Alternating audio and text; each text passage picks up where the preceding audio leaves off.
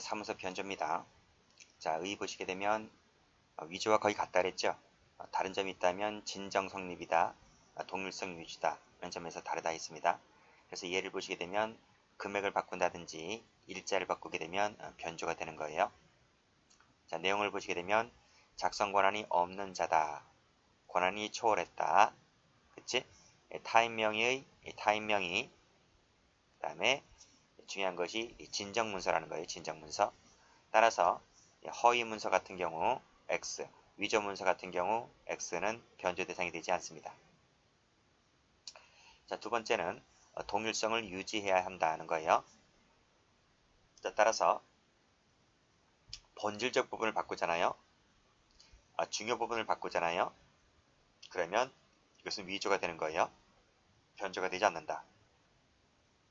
예를 보시면 유효기간이 경과했다. 그 다음 타인 증명서에 붙어있던 이 사진을 떼어내고 자기 자신 사진을 붙였다. 이것이 위조이지 변조가 되지는 않습니다. 그리고 정도는 똑같죠. 오인할 정도이면 됩니다. 판례 보면 진정에서 빨간색 진정 동그라미, 이것이 객체가 되죠. 밑에 보면 이미 진정하게 성립된 타인의 문서가 존재하지 않는다면 그때는 변조죄가 될 수가 없다고 봤습니다. 판례. 자, 빨간색으로 승낙 없이 동그라미, 권한 없는 자지, 그치? 그러면 위조나 변조가 될 수 있는 것이고 동일성이 유지가 되면 변조가 되는 것이에요. 자, 그런데 명의자에게 유리하게 그 다음에 결과적으로 그 의사에 합치한다고 했다 하더라도 변조죄가 된다는 판례입니다. 이 판례 별표. 왜요? 명의자에게 유리하거나 결과적으로 의사에 합치하면 죄가 되지 않을 것 같은데 왜 죄가 되나요? 가로 열고 유형위조입니다. 무형위조가 아니고 유형위조이기 때문에 그 내용이 합치한다, 합치하지 않는다는 묻지 않아요. 권한 없는 자가 타인 명의를 모용해서 작성하게 되면 위조 변조가 되는 것입니다. 자, 2번을 보시게 되면 역시 동의 없이지, 권한 없는 자입니다. 3번도 권한의 범위를 넘었네요. 그 다음 4번을 보면 합의 없이 전부 다 권한 없는 자네요. 5번도 승낙 없이 되어 있고. 자, 그런데 2번을 보시면 3개월짜리를 6개월로 숫자 바꿨죠. 숫자 바꿨지? 동일성이 유지가 되었기 때문에 변조입니다. 그 다음 3번의 기재를 바꿨지? 변조죠. 내용을 바꿨다고 했을 때 이 내용이라고 하는 것이 동일성이 유지가 되기 때문에 역시 변조로 보았습니다. 기재 부분 옆에다가 733-19번지를 써놓았잖아요. 옆에다 써놓기 때문에 동일성이 유지가 되는 거죠. 그래서 변조가 되는 것이고요. 자, 다음 6번을 보시면, 자, 갑을 매세인으로 내세우고 을은 그 계약의 단순한 입회인의 자격이었다. 입회인의 자격이었는데 마음대로 을을 입회인이 아닌 매수인이라고 적었다는 거예요. 그치? 마음대로란 말은 무슨 말이지? 권한 없이 또는 동의받지 않고서 그런 말이죠. 그렇지? 그리고 입회인을 매수인으로 글자를 바꿨기 때문에 동일성 유지가 된 거지? 그래서 변조가 되는 것입니다. 자, 16번까지라 했는데 그 옆에다가 17번을 안에 적었기 때문에 바로 옆에다 적었죠. 동일성이 유지가 되었기 때문에 변조인 거죠. 자, 8번. 특정 일자의 월급여 입금자 부분, 자, 월급여 입금자 부분입니다. 돈이 들어온 날짜 그 부분을 화이트 테이프로 지우고 복사를 떴다고 해서 법원에 증거로 제출하였다 했는데 여기까지 사실관계죠. 근데 민사소송에서는 피고인이 언제부터 언제까지 급여를 받았는지가 중요한 사항이었기 때문에 이 월급의 입금자 부분을 바꾼 것은 뭐가 된다? 변조다, 이런 말이에요. 날짜를 바꾼 거지, 그치? 특정 날짜를 바꾼 것이기 때문에 변조다, 이런 말이에요. 자, 9번. 자, 9번 판례 보시게 되면 두 번째 줄 끝에 금액을 바꿨죠? 금액을 빨간색으로, 금액을 3천만 원으로 숫자를 바꿨네요. 그래서 이것은 동일성이 유지가 되었기 때문에 변조다, 이런 말이에요. 다음 10번을 보시게 되면, 자, 이사가 이사회 회의록을 서명 대신 서명 거부를 기재하고 그에 대한 서명을 하면 뭐뭐의 일부가 되고 나와 있는데, 여기서 이사회 회의록의 작성 권한자인 이사장이라 할지라도 이를 임의로 삭제하였다. 임의로 삭제 동그라미 하였다면 이것은 변조다, 이런 말이에요. 자, 다시 첫 번째 줄. 이사회 회의록에 관한 이사의 서명 권한에는 서명 거부를 기재하고 그에 대한 서명할 권리가 포함된다. 따라서 이 이사가 회의록에 서명 대신 서명 거부를 기재하고 그에 대한 서명을 하게 되면 이것도 회의록의 일부가 되는 것이다. 따라서 아무리 이 이사장이라 할지라도 이 이사가 쓴 내용 있잖아요. 이사가 쓴 내용에 대해서 이사장이라 할지라도 이를 임의로 삭제했을 때는 뭐가 된다? 변조다. 이런 말이. 그래서 동일성이 유지가 된 거죠. 임의로 이를 삭제했다 할지라도 동일성이 유지가 된 상태이기 때문에 변조가 된다는 겁니다. 그리고 그쵸? 이사장은 이사가 쓴 부분에 대해서 임의로 변경할 수 있는 작성 권한이 없는 사람입니다. 그래서 썼기 때문에 변조죄로 처리한 겁니다. 자, 그 다음 죄가 되지 않는 거. 위임을 받았다 했으니까 권한이 있는 사람이지 권한이 있기 때문에 죄가 되지 않는 거고요. 그 다음 피고인이 본명은 B나 실제 거래상 A로 통용되어 왔다. 공소외인 작성의 A 앞으로 된 영수증에 피고인이 A라는 기재 옆에 B라고 기입하였다고 했습니다. A라는 기재 옆에 B라고 기재하였다. 죄가 되나요?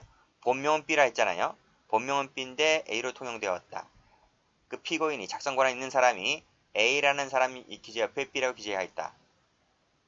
누가? 피고인이 했기 때문에 역시 작성 권한 있는 사람이 쓴 것은 죄가 되지 않는다는 겁니다. 타인 명의를 모용해야지 위조 변조가 되는 것인데 자기 명의를 모용했기 때문에 죄가 되지 않는 거고요. 손괴죄가만 될 뿐이죠.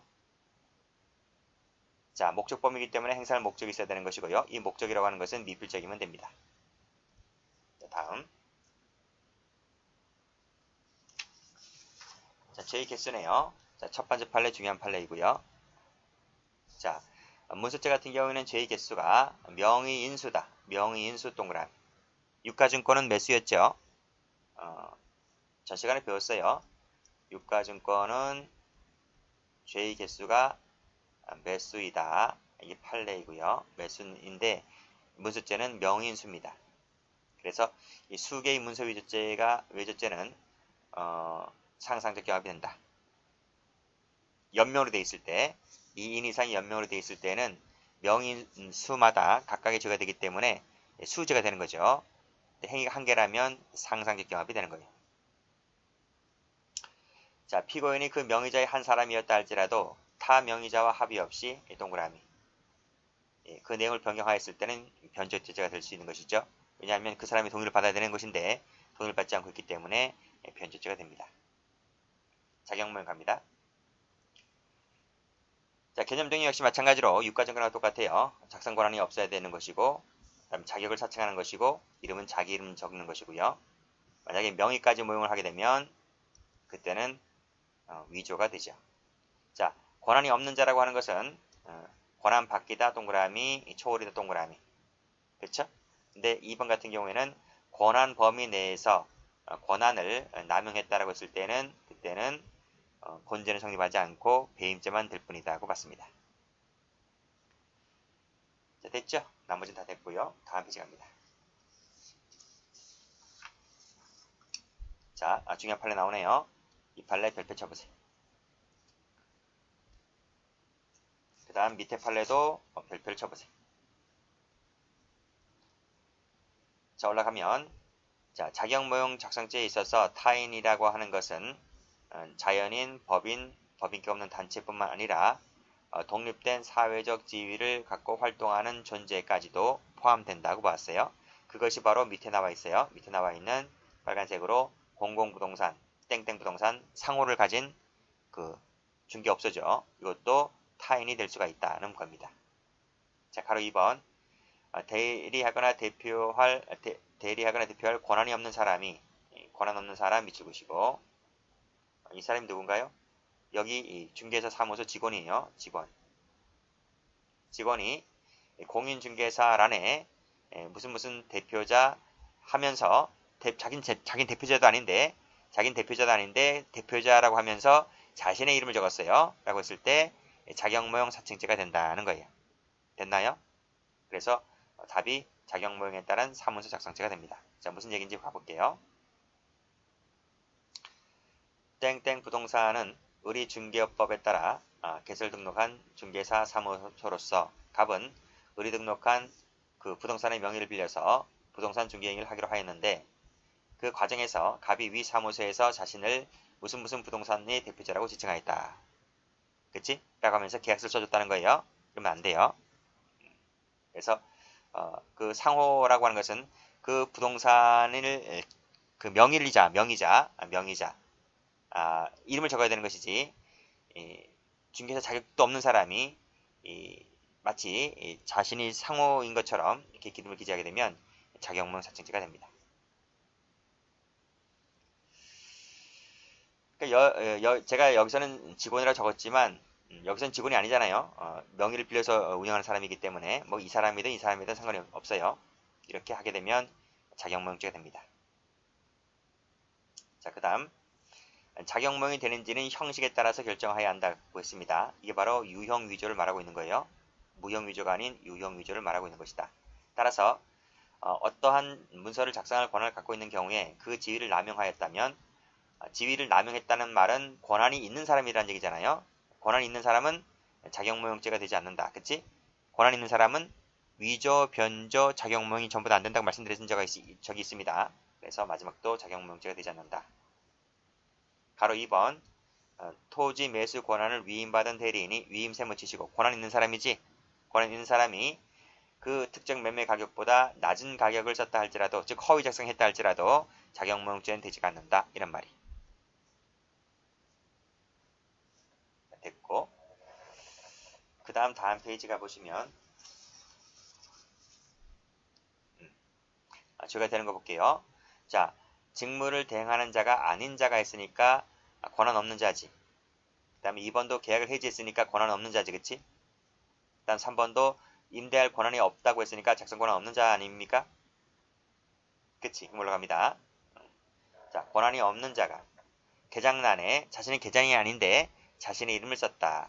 자신을 쓴 것은 이 개장의 자격을 사칭한 것이죠. 그 다음 2번도 보시게 되면 자신을 위 단체의 대리인으로 기재를 했다라고 했으니까 대리인 자격을 사칭한 것이고요. 그 다음 3번을 보시게 되면 을회사 피고인 이렇게 기재했습니다. 역시 자격을 사칭한 것이고요. 권한이 없는데도 불구하고 4번을 보시면 대표자, 신임 대표자가 선임이 되고 전임 대표자에 대한 직무집행 정지, 가처분 결정이 있은 후에 위 가처분 결정이 취소가 되었습니다. 라고 했을 때 전임 대표자가 위 결정을 알면서 가처분 결정 시부터 위 취소 시까지 행한 그 의사록은 뭐가 됩니까? 자격 사칭이 되는 거죠. 자, 그러나요? 자, 맨 밑에 3번 가보시면 자, 사실관계 똑같지?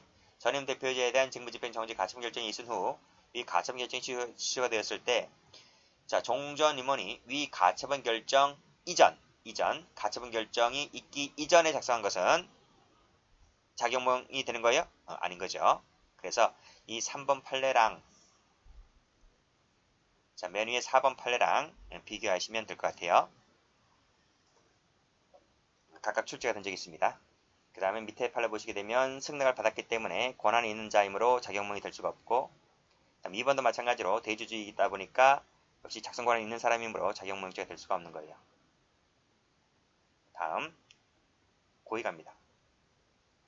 목적범이기 때문에 당연히 목적이 있어야 되는 거예요. 그래서 이 본죄가 성립하려면 행사할 목적도 있어야 되는 것이고 마지막에 무슨 자격을 모형한다는 고의도 있어야 되는 것이고요. 자, 밑에 판례. 자, 이 판례 2번이죠. 2번 별표 치시고. 자, 1번 보시면 행사할 목적이라고 하는 것은 무슨 목적을 말한다고 했습니다. 그랬을 때 사문서를 작성하는 자가 다른 사람의 대리인 대표자로서의 빨간색으로 자격을 모형하여 뭐뭐를 했다면 행사할 목적이 있는 것으로 보아야 한다고 봤습니다. 시험은 2번이 나와요. 자, 조합장이 아는 사람이 했으니까 권한 없는 사람이지. 권한 없는 사람이 조합장의 직함을 사용했다면 바로 뭐가 되는 거예요? 자격무용죄가 되는 거예요. 이것이 바로 뭐다? 유형위조, 형식주의라는 거예요. 상대방이 알고 있었다. 다 필요 없어요. 이런 거 알고 있었다든지 조합장 직인이 아닌 다른 직원을 날인했다 할지라도 이런 것은 다 필요 없다. 그냥 권한 없는 사람이 조합장 직함을 사용해서 썼다면 그 형식을 구비했기 때문에 그 즉시 자격무용지가 된다. 이렇게 보고 있으면 됩니다. 여기까지 합니다.